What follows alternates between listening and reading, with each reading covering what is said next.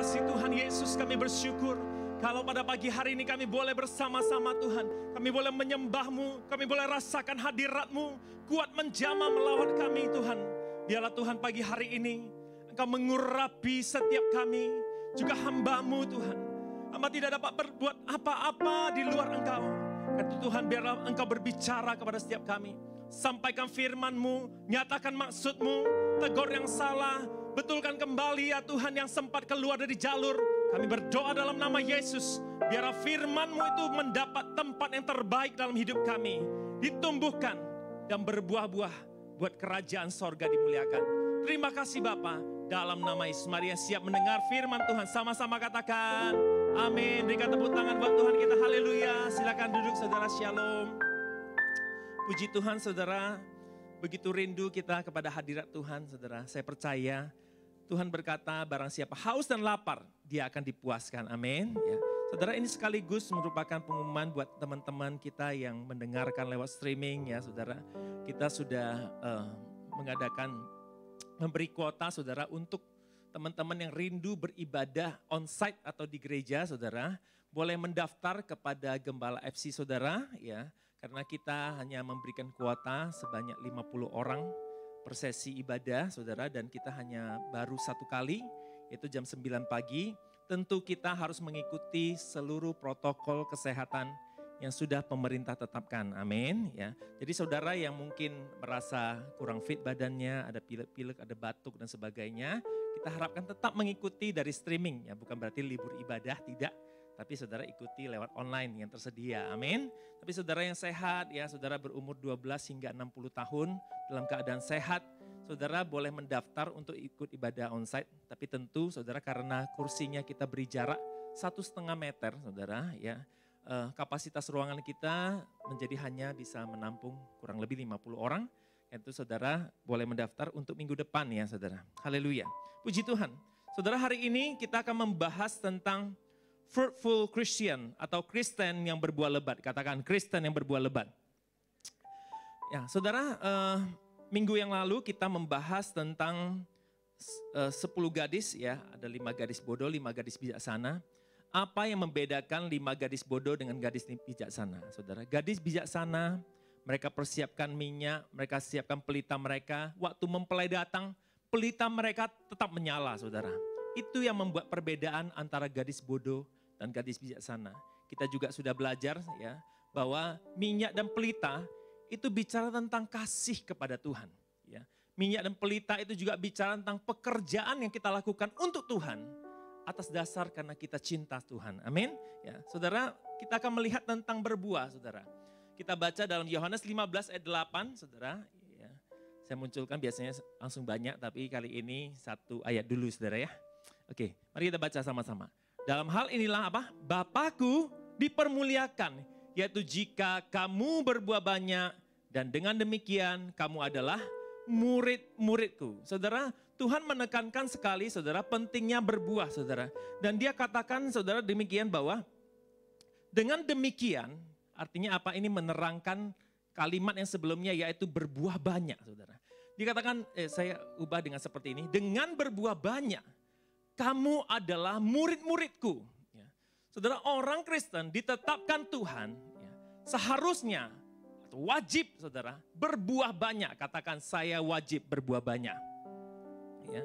Saudara, kalau kata-kata ini atau kalimat ini diganti saudara dengan tidak berbuah atau dengan tidak berbuah banyak, kamu murid-muridku atau bukan saudara. Ya. Saudara, kata ini bisa dimaknai seperti ini. Karena saudara, Tuhan begitu mengharapkan kita berbuah, saudara. Ya. Sehingga dia memberikan firman Tuhan ini. Ya. Saudara, mari kita lihat pengertian buah. Apa itu sih buah, saudara? Dalam botani atau ilmu tentang tumbuhan, saudara. Ya. Buah adalah struktur dalam satu tanaman yang membawa benih dari tanaman yang berbunga. Yang dibentuk dari ovari setelah berbunga, ya saudara. Saya percaya ini di tempat ini ada juga beberapa petani, ya. Atau perkebun, saudara, Anda pasti tahu dan kita pasti sangat mengharapkan tanaman yang kita tumbuh itu berbuah, betul nggak saudara ya? Secara umum saudara, buah itu juga bisa berarti bagian tanaman yang berhubungan dengan benih yang memiliki daging, saudara ya. Tentu daging tumbuhan itu beda dengan daging hewani, saudara ya. Yang rasanya manis atau asam dan dapat dimakan dalam keadaan mentah ya, saudara. Seperti apel, pisang, anggur, lemon, jeruk, dan lain-lain, saudara. Ya. Saudara, banyak sekali mungkin makhluk hidup ya, mengharapkan makanan dari yang namanya buah, saudara ya. Buah itu dapat dinikmati, sekaligus buah itu membawa benih supaya ada kehidupan atau tanaman itu dapat menghasilkan tanaman-tanaman lain yang sejenis dengan dia, saudara. Ya, ini adalah buah, saudara. Jadi buah itu adalah hasil dari pertemuan putik dengan serbuk, saudara. Ya, hasilnya adalah buah. Saudara, Tuhan sangat menekankan tentang berbuah, saudara. Kekristenan tanpa buah artinya, saudara, tidak berjumpa antara putik dengan serbuk itu, saudara. Dipertanyakan apakah betul-betul Kristus ada di dalam hidup kita sebagai orang-orang percaya. Saya percaya ketika Kristus ada di dalam hidup kita, saudara, maka ada buah yang akan kelihatan dari hidup kita. Hidup kita akan membawa kehidupan berikutnya. Hidup kita akan menghasilkan sesuatu hal yang dapat dinikmati oleh makhluk-makhluk hidup lainnya, saudara. Itu yang dinamakan buah di dalam kekristenan. Yang mengerti katakan amin. Saudara, begitu penting berbuah ini, sampai Tuhan berkata dalam Yohanes 15 ayat 1-2 seperti ini. Mari kita baca 1-2 ya. Akulah pokok anggur yang benar dan Bapakulah pengusahanya. Setiap ranting padaku yang tidak berbuah, apa diapain, saudara? Dipotongnya. Dan setiap ranting yang berbuah dibersihkannya supaya ia lebih banyak berbuah. Saudara, tanaman anggur ya yang yang disampaikan oleh Tuhan Yesus ya, dia mengambil perumpamaan tentang pokok anggur atau tanaman anggur, saudara, pohon anggur. Saudara, pohon anggur itu selalu diadakan ya, dalam bahasa Inggris dinamakan pruning, saudara ya, atau dipotong, katakan dipotong. Ya. Trim atau a tree, shrub or grass by cutting away dead or overgrown branches or stems, especially to increase fruitfulness and growth. Artinya memotong ya bagian yang mati atau yang tumbuh berlebihan. Terutama tujuannya adalah untuk meningkatkan pembuahan ya, atau buah-buah atau hasil dari tanaman itu, saudara. Ada dua alasan kenapa satu ranting itu dipotong ya, satu dahan itu dipotong, saudara ya. Yang pertama karena dahan itu mati, saudara. Atau stems atau bunga-bunganya itu atau buah-buahnya itu mati, tidak menghasilkan, saudara. Ya. Saudara, ini harus dipotong. Saudara, kekristenan yang mati secara rohani itu dikatakan tidak berbuah lagi. Tidak menghasilkan sesuatu buat kerajaan Allah sekalipun sudah mendapat nutrisi dari pokok anggur. Sekalipun sudah mendapat nutrisi atau pengurapan dari Tuhan, saudara. Kita tidak menghasilkan buah yang sesuai dengan apa yang Tuhan mau.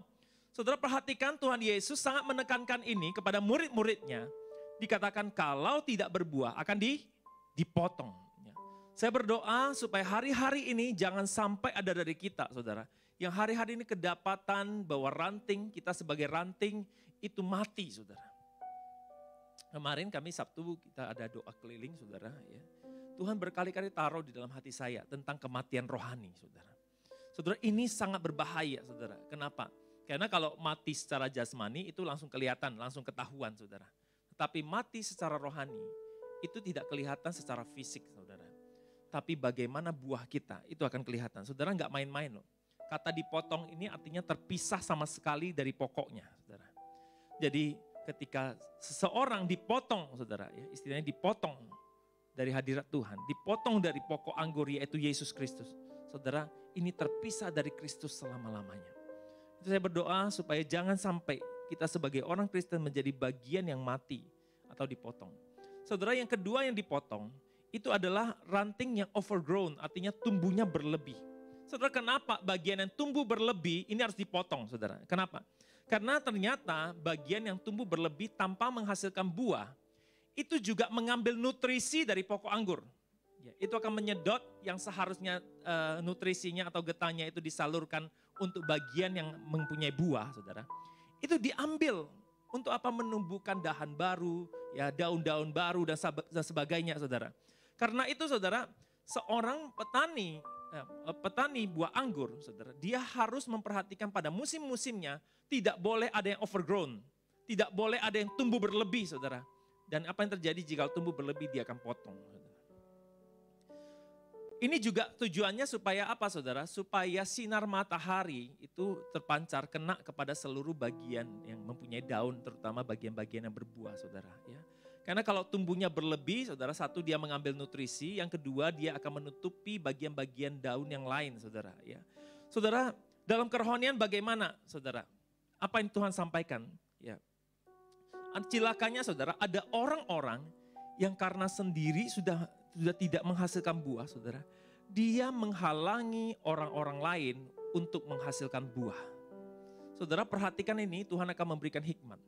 Saudara, kita harus memberi perhatian hari-hari ini, saudara, supaya kita jangan sampai, saudara, kita sendiri tidak berbuah dan kita tidak mau atau menghalangi orang lain untuk berbuah. Saudara, ini harus hati-hati. Saudara, Tuhan memberi peringatan kepada yang overgrown bahwa ini akan dipotong, saudara. Ya. Kita harus bertanggung jawab kepada Tuhan atas pertumbuhan rohani kita, atas buah-buah yang kita hasilkan dari kehidupan rohani kita.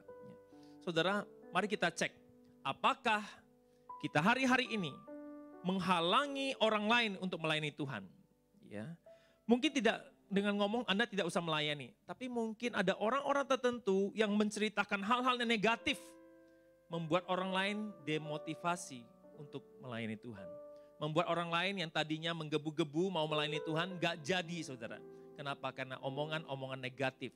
Saudara, saya mau katakan bahwa ini ibarat bagian-bagian yang overgrown, yang menghalangi bagian-bagian lain yang mau menghasilkan buah.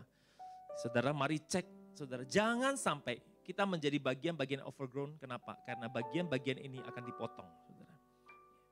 Timbang ulang, saudara. Jangan sampai, saudara, kita dipotong. Katakan amin.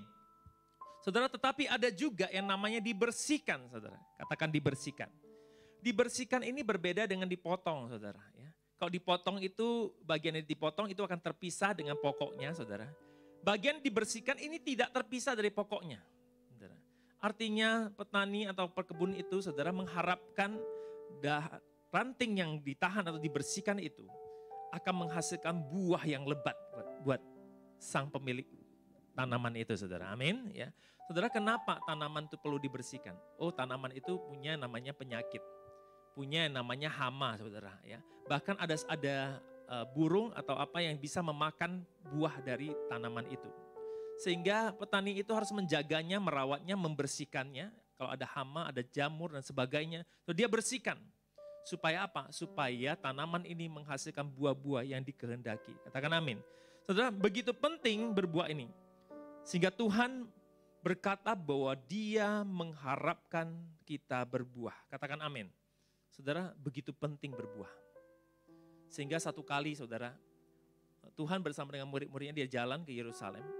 Tuhan Yesus bertemu dengan pohon ara. Saudara masih ingat kisah ini, saudara? Dia tidak mendapati ada buah di pohon ara itu sehingga dia berkata, jangan lagi ada orang yang memakan buahmu selama-lamanya. Lalu firman Tuhan mencatat pohon itu menjadi kering. Saudara, sangat penting kehidupan kita orang percaya untuk menghasilkan buah. Saudara, dalam doa pagi kita satu minggu ini, Tuhan taruh terus tentang berbuah. Itu saya berdoa, tiap kita di tempat ini dan juga yang mendengarkan streaming ini, setiap kita jadi orang Kristen yang berbuah lebat. Katakan amin. Berikan tepuk tangan buat Tuhan kita. Haleluya.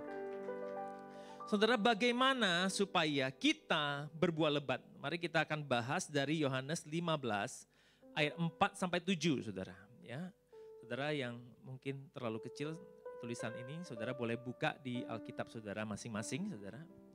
Firman Tuhan katakan begini, tinggallah di dalam aku dan aku di dalam kamu.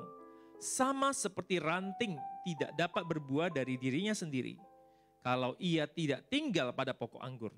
Demikian juga kamu tidak berbuah jikalau kamu tidak tinggal dalam aku. Akulah pokok anggur, kamulah ranting-rantingnya. Barang siapa tinggal di dalam aku dan aku di dalam dia, ia berbuah banyak. Sebab di luar aku, kamu tidak dapat berbuat apa-apa. Barang siapa tidak tinggal di dalam aku, ia dibuang keluar seperti ranting dan menjadi kering, kemudian dikumpulkan orang dan dicampakkan ke dalam api, lalu dibakar. Jikalau kamu tinggal di dalam aku dan firmanku tinggal di dalam kamu, mintalah apa saja yang kamu kehendaki dan kamu akan menerimanya. Sama-sama katakan amin. Saudara, ini kata-kata ini saya bikin warna kuning, saudara. Yang pertama, bagaimana supaya kita menjadi orang Kristen yang berbuah lebat, saudara. Tuhan mau kita terus tinggal di dalam Yesus. Katakan tinggal di dalam Yesus. Dan baca dalam kurungnya, Tuhan katakan dan terus menerus ada di dalamnya. Ya. Saudara, mungkin banyak yang berkata saya sudah kok menerima Yesus Kristus sebagai Tuhan. Ya.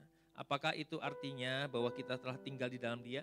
Itu adalah first step atau langkah pertama kita, saudara, untuk tinggal di dalam Dia, menerima Yesus Kristus sebagai Tuhan dan Juru Selamat. Tetapi pertanyaannya, apakah kita terus menerus ada di dalam Dia atau tidak, saudara? Saudara, kan sebuah ranting dalam pohon itu tidak mungkin satu waktu aja. Oh, kita tancapkan aja sebentar tuh. Habis itu kita lepas, kita bilang ini adalah tinggal di dalam pokok. Enggak bisa, saudara. Ranting itu harus terus menerus melekat kepada pokoknya, saudara. Demikian juga sebagai orang-orang percaya, Tuhan berkata, hei, kamu tidak dapat berbuah, kamu tidak dapat melakukan apa-apa di luar aku, saudara. Artinya kita harus terus menerus ada dan tinggal di dalam Dia. Katakan amin. Tuhan sampaikan dalam Lukas 7, bahwasanya pohon yang baik pasti menghasilkan buah yang baik. Katakan pasti menghasilkan buah yang baik. Dan dia katakan begini, pohon yang tidak baik tidak mungkin menghasilkan buah yang baik, saudara. Saudara, jikalau kita mau mengenali seseorang apakah dia terus tinggal di dalam Tuhan atau tidak, saudara. Salah satu tanda yang jelas adalah melihat dari buah kehidupannya. Katakan amin, ya. Tuhan Yesus berbilang begini, di luar aku kamu tidak dapat berbuat apa-apa. Ini menunjukkan kalau kita mau menghasilkan sesuatu buat Tuhan Yesus, kita nggak bisa di luar Dia, saudara, ya. Nah, adalah omong kosong jikalau kita mengaku ada di dalam Dia, tapi yang keluar dari hidup kita bukan buah-buah Kristus. Bukan ciri-ciri kehidupan Tuhan Yesus. Saudara, ada beberapa buah yang kita bisa kenali. Ya. Saudara, saya tidak bahas ini terlalu dalam. Tapi saudara, biar kita mengenali dan kita cross check ya, diri kita, saudara. Ya. Yang pertama adalah buah pertobatan, saudara. Ya. Matius 3:8 jadi hasilkanlah buah yang sesuai dengan pertobatan, saudara. Seseorang yang di dalam Yesus Kristus, itu adalah orang-orang yang bertobat, meninggalkan dosanya, saudara. Pertobatan itu begitu penting, saudara. Sehingga itu merupakan salah satu buah yang Tuhan mau dapati dalam hidup kita orang-orang percaya. Katakan amin. Ya. Saudara, Kristen tanpa pertobatan, ya, itu kita sering singkat jadi KTP. Kristen tanpa pertobatan, saudara. Ya. Saudara, justru ini saya harus pertanyakan, apakah dia betul orang Kristen atau tidak, saudara. Karena namanya orang Kristen itu adalah orang-orang yang bertobat. Bertobat itu artinya saudara berbalik 180 derajat, saudara. Itu adalah bertobat, saudara. Meninggalkan jalan-jalan yang jahat 180 derajat.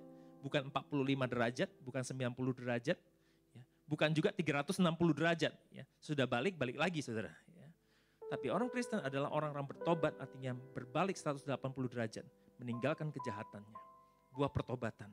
Saudara, yang kedua adalah buah roh, Galatia 5, 22-23. Kasih, sukacita, damai sejahtera, kesabaran, kebaikan, kesetiaan, kelemah lembutan, penguasaan diri, saudara. Ya. Ini adalah buah-buah yang kelihatan ketika kita tinggal di dalam Tuhan, saudara. Ya. Buah pelayanan dalam pekerjaan yang baik, Kolose 1 ayat 10. Buah kebenaran, Filipi 1 ayat 11. Buah jiwa-jiwa, yaitu jemaat, 1 Korintus 9 ayat 1, saudara. Ya. Menerima Tuhan Yesus ya gampang prosedurnya. Buka hati, terima Tuhan Yesus. Ya Tuhan Yesus, saya menerima Engkau sebagai Tuhan Juru Selamat. Ampuni saya atas dosa-dosa saya. Mulai hari dan seterusnya, saya mau mengikut Engkau. Ya, masuklah dalam hatiku, dalam hidupku, Roh Kudus. Biarlah menuntunku, hidup sesuai firman-Mu. Selesai. Itu doa pertobatan, menerima Yesus. Tetapi terus menerus tinggal di dalam Dia. Ini adalah tantangan kita, orang-orang percaya. Jikalau kita mau disebut murid-muridnya. Yang mau disebut murid-muridnya katakan amin. Ya. Saudara, ada yang pertama-tama menggebu-gebu, saudara. Waktu percaya Yesus, wow, aku mau melayani kau ini. Di tengah jalan, saudara, seperti ban gembos. Cus, saudara. Ya. malas, saudara. Nggak pernah lagi ikut bersekutu, nggak pernah lagi ke gereja, nggak pernah lagi dengar kabar, saudara ya. FC ditanya hadir nggak hadir, ikut online nggak online, saudara. Hilang tanpa berita, saudara. Ya. Saudara, jangan sampai kita menjadi orang-orang yang hanya menyala-nyala sebentar, saudara. Lalu kemudian gembos, saudara. Hari-hari ini kita perlu terus-menerus tinggal di dalam Yesus. Terus-menerus antusias di dalam Yesus. Terus-menerus cinta akan Tuhan. Terus-menerus bersekutu dengan Tuhan. Yang mau katakan amin. Berikan tepuk tangan buat Tuhan kita. Haleluya. Konsistenkah kita untuk terus-menerus ada di dalam Dia?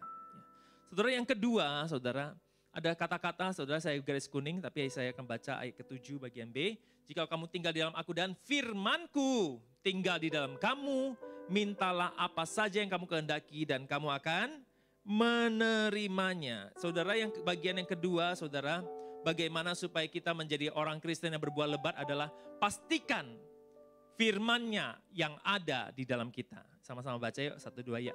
Pastikan apa? Firman-Nya yang ada di dalam kita. Kalau engkau di dalam aku dan firman-Ku tinggal di dalam kamu. Saudara, kalau seorang petani ya, atau seorang yang menanam pohon ya. Kalau kita mau mendapat buah anggur, kira-kira tanaman apa yang kita tanam? Apakah kita tanam mangga? Mengharapkan anggur, saudara? Enggak bisa, saudara ya. Kalau kita mau apel, tanaman apa yang kita tanam, saudara? Apel. Enggak mungkin tanam mangga, mintanya buah apel. Ya mungkin mangga apel, saudara ya. Tapi mangga apel ya mangga, saudara, bukan apel, saudara. Saudara, kita harus memastikan benih yang tertanam di dalam hidup kita, kalau kita mau berbuah buat kerajaan Allah, maka yang ditanam di dalam hidup kita harus benih yang namanya firman Allah. Katakan firman Allah. Ini yang kita harus pastikan, saudara ya. Kita jangan bingung, jangan galau. Katanya galau itu singkatan dari nggak tahu, lanjut atau udahan saja. Saudara, katanya gitu, saudara ya. Banyak orang mengharapkan sesuatu berbeda dari apa yang ditanamnya. Atau benih yang ditaburkan dalam hatinya, dalam hidupnya. Saudara, ini nggak bisa seperti itu, saudara. Dalam perumpamaan lain, Tuhan Yesus menceritakan kepada murid-muridnya tentang ladangnya yang ditanami gandum, saudara. Lalu pada waktu pagi hari, saudara, waktu mulai tumbuh, saudara, pekerja-pekerjanya mendapati begini.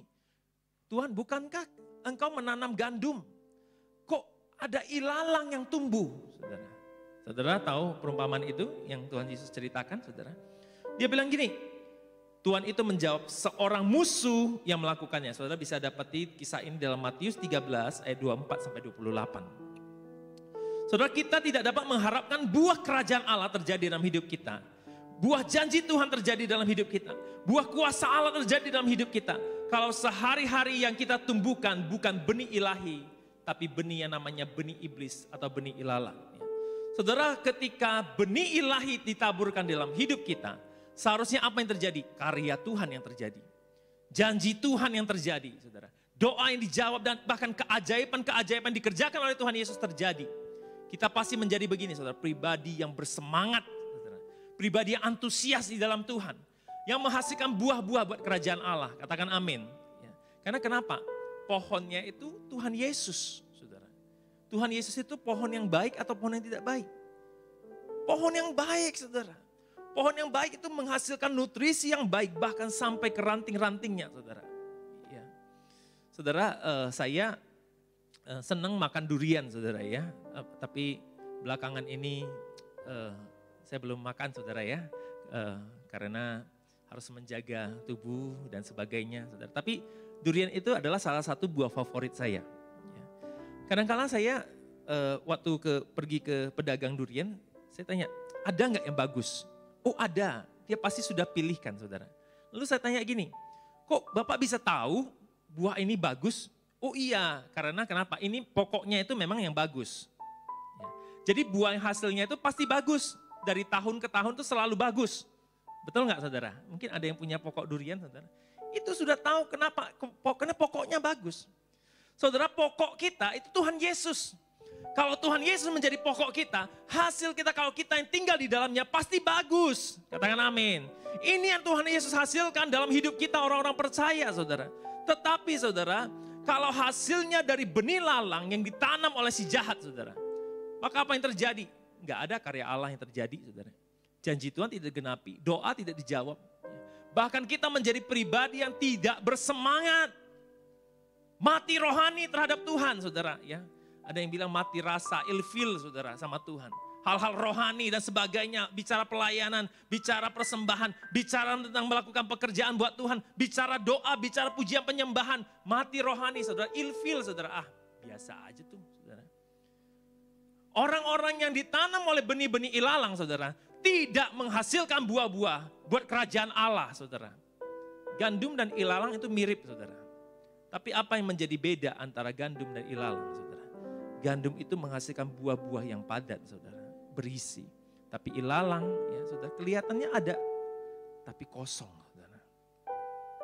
Saudara, jangan sampai kita membiarkan iblis menyebarkan benih-benih ilalang itu dalam hidup kita. Katakan amin. Ya. Saudara, banyak orang yang, jangan bilang banyak orang ya.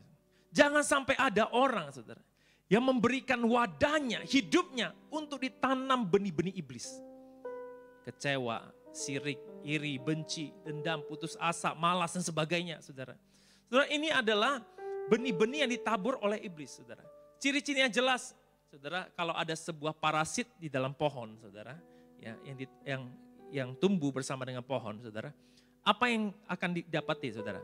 Bahwa pohon yang diharapkan hasilnya bagus itu, kemudian akan menyusut hasilnya, benar kan? Ya. Nah, saudara, begitulah cara kerja prinsip iblis ketika dia menanam benih-benih ilalang itu, saudara. Apa yang terjadi? Dia akan menyedot nutrisi yang seharusnya buat benih ilahi menjadi buat benih iblis itu, saudara. Ya. Dia akan kemudian tumbuh besar, bahkan lebih besar daripada pohon yang harusnya berbuah itu, saudara. Saudara, jangan biarkan hal-hal ini, saudara. Benih-benih dari si jahat itu ditaburkan dalam hidup kita. Katakan amin. Sekali lagi, biarlah hanya perkataan Tuhan yang ditabur dan tumbuh dalam hidup kita. Ya. Saudara, saya mau simpulkan seperti ini, saudara. Perkataan itu ibarat benih. Makanya Tuhan Yesus sampaikan bahwa perkataan dia adalah firman. Firmanku tinggal di dalam kamu. Ya. Karena kenapa? Itu adalah firman Tuhan. Adalah benih, saudara, yang ditabur. Jadi kita bisa ibaratkan perkataan dunia itu atau perkataan iblis itu bisa juga merupakan sebuah benih. Ya. Saudara, cara kerja iblis itu rumusnya, jurusnya sama. Cuman cara dia melancarkan itu berkembang dari zaman ke zaman, saudara. Ya. Pada waktu Hawa, saudara perhatikan kisah Hawa waktu jatuh di dalam dosa, manusia jatuh dalam dosa. Saudara, iblis pakai apa, saudara? Iblis pakai kata-kata. Benar kan, saudara? Dia tipu si Hawa pakai kata-kata. Saudara, apa yang ditanamkan oleh si iblis itu kepada diri Hawa? Saudara, dia menanamkan begini, curigaisme, saudara. Dia menanamkan prasangka. Kenapa? Iblis itu bilang gini, Tuhan tuh bohong tuh.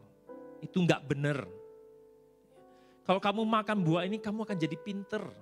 Kamu akan jadi lebih daripada Tuhan. Kamu akan sama seperti Tuhan.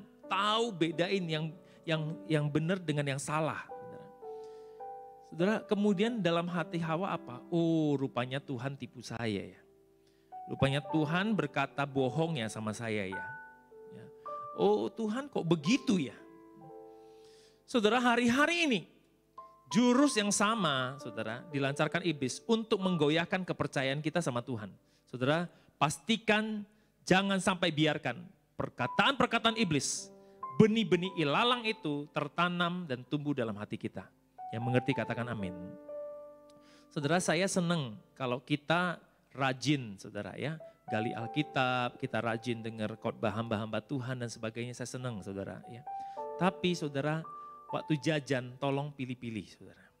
Saudara mau mendengarkan penyampaian firman Tuhan, tafsiran dan sebagainya, saudara pilih-pilih, saudara. Ya. Kenapa? Ya. Yang namanya jajan di luar tidak selalu baik, kan gitu ya. Saudara, saya mau ibaratkan begini.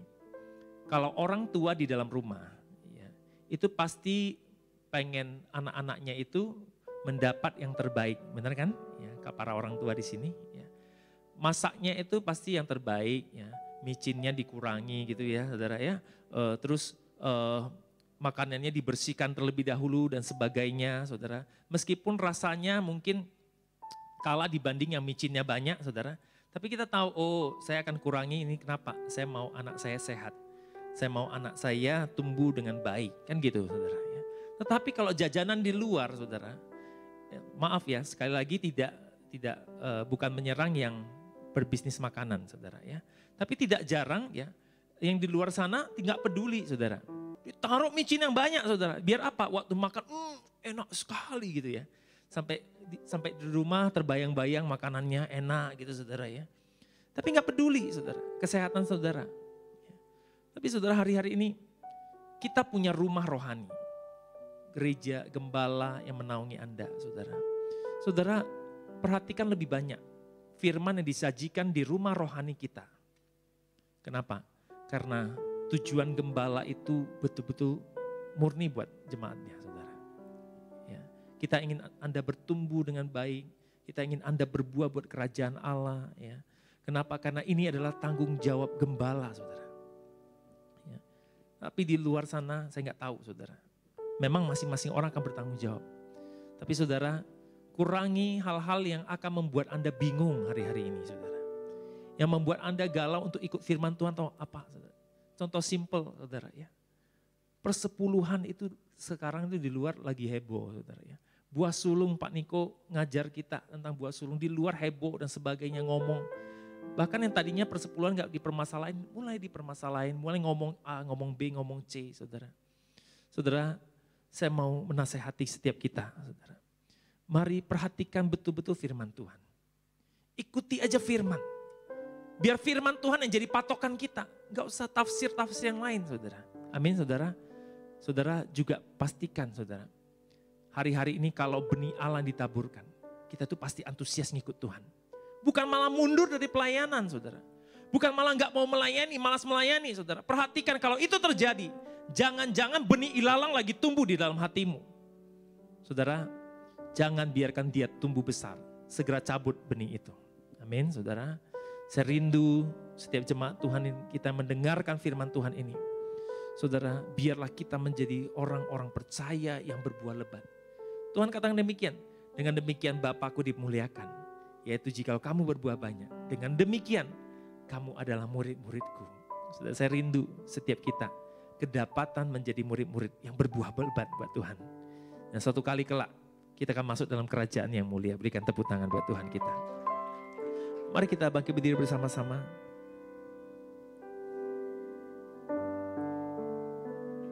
Terima kasih Tuhan Yesus. Kami bersyukur Tuhan. Untuk firman-Mu hari ini ya Tuhan. Menegur, menasehati kami. Menunjukkan jalan. Ampuni kami. Kalau beberapa waktu ini Tuhan Yesus. Dengan vakumnya kegiatan-kegiatan. Kami mulai merasa kering, kami mulai tawar. Mungkin ada yang menjadi malas. Mungkin ada yang menjadi mundur saja dari pelayanan. Tuhan aku berdoa Bapak. Supaya anak-anak-Mu yang mendengarkan ini Tuhan. Tidak ada yang menjadi tawar hati. Tidak ada yang menjadi mati rohaninya ya Tuhan. Tidak menjadi dahan-dahan atau ranting yang akan dipotong nantinya. Tapi biarlah kami hari-hari ini Tuhan. Kau dapati menjadi ranting-ranting yang punya buah ya Tuhan. Yang menanti untuk dibersihkan. Supaya kami terus-menerus menghasilkan buah buat kerajaan-Mu. Bapak hamba berdoa ya Tuhan Yesus. Biar setiap kami aware Tuhan. Terhadap benih, terhadap perkataan yang ditaburkan dalam hidup kami. Supaya kami perhatikan betul. Bahwa yang ditanam dalam hidup kami adalah firman Tuhan. Bukan hanya opini-opini manusia. Bukan hanya filsafat-filsafat manusia ya Tuhan.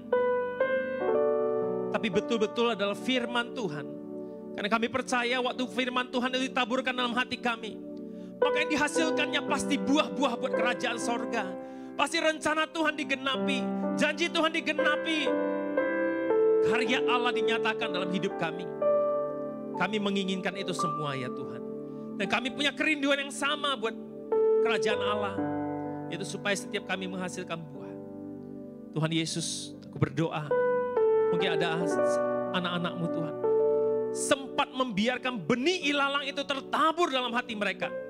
Kekecewaan, curiga, tidak percaya, iri, benci, dengki. Berdoa dalam nama Yesus, benih-benih ini dicabut dalam nama Yesus. Supaya yang tumbuh subur dalam hati kami adalah firman Tuhan. Kami mau berbuah buat kerajaan sorga. Kami antusias untuk ikut Tuhan. Kami antusias untuk beribadah kepada Tuhan. Kami antusias untuk berdoa, memuji, menyembah Tuhan. Kami antusias membaca firman. Karena di dalam kami tumbuh benih ilahi. Terima kasih Tuhan Yesus. Terima kasih Bapa. Kita akan berdoa buat negeri kita.